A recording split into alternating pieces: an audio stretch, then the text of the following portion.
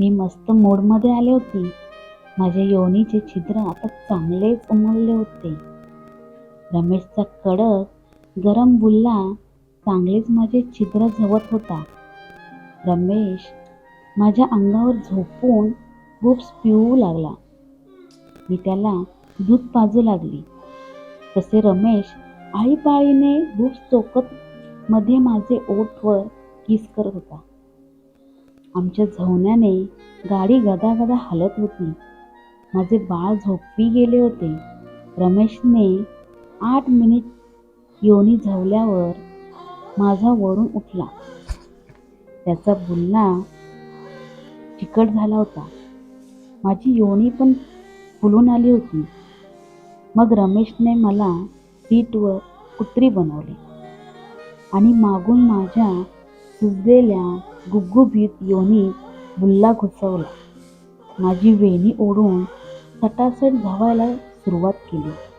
आम्ही दोघे पण आ ओ आ एस आ असे बोंबले होतो. रमेशकडून धुवून घेताना खूप मजा येत होती. रमेश माझ्या गांडीत बोटे घालत माझी योनी धुवत होता.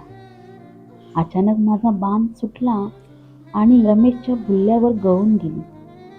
रमेश अजून पण मला धुवत होता. माझ्या चिकाने त्याचा बुल्ला मस्त आत बाहेर होत होता. रमेश माझ्या पाठीवर पडून खालून बूट्स दाबत धुवत होता.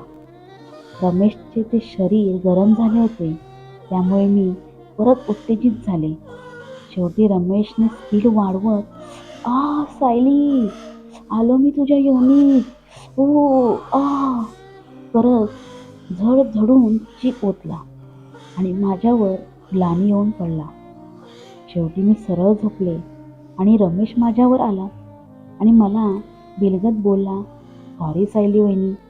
शिव्या दिल्या मी बोलले, भाऊजी मस्त मजा आली. आणि अचानक रमेशच्या गरमीने पुन्हा योनी झडली आणि मी रमेशच्या पाठीवर पोरखडे काढले.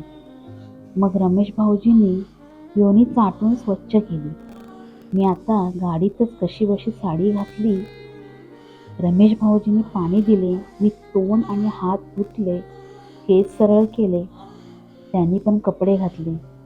मी आणि रमेश भाऊजी हळूच गाडीच्या मागे एकमेकांसमोर मुतलो आणि गाडीत येऊन बसलो. बाळ गाडीतल्या एसीमुळे अजून झोपले होते. रमेश भाऊजी बोलले, काही खाणार का? मी नको बोलली, फक्त घरी सोडा. मग त्यांनी मला सोसायटीच्या जरा मागे सोडले. उतरताना बाळाच्या डोक्यावरून हात फिरवून त्याचा गाल ओढला.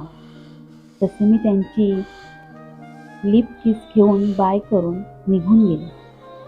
रमेश भाऊजी पण टर्न मारून सुसाट गेले.